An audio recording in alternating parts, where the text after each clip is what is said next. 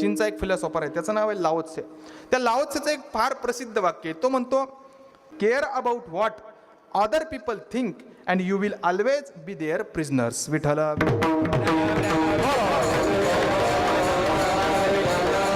स्वतःचा विचार सोडून जर प्रत्येक गोष्ट जर समाजाच्या विचारानं करत असाल, तुमचा हिताचा विचार जर तुम्ही सोडून समाज काय म्हणेल या गोष्टीनं जर चालत असाल, तर तुम्ही स्वतंत्र नसून तुम्ही त्या समाजाचे कैदी आहात. इथं प्रत्येक जण आपण काहीतरी दिलं तर आपल्याला काहीतरी देत असतो. जन हे सुखाचे दिल्या घेतल्याचे अंतकाळीचे हे कोणी नाही. जगद्गुरु तुकाराम महाराजांची भूमिका ही आहे. काय? लोक जैसा ओक वमनते मनी बैसलेसे. लोकांच्या बाबतीतची भूमिका संतांची काय? लोक जैसा ओक वमनाची त्या ठिकाणी भूमिका ते सांगतात.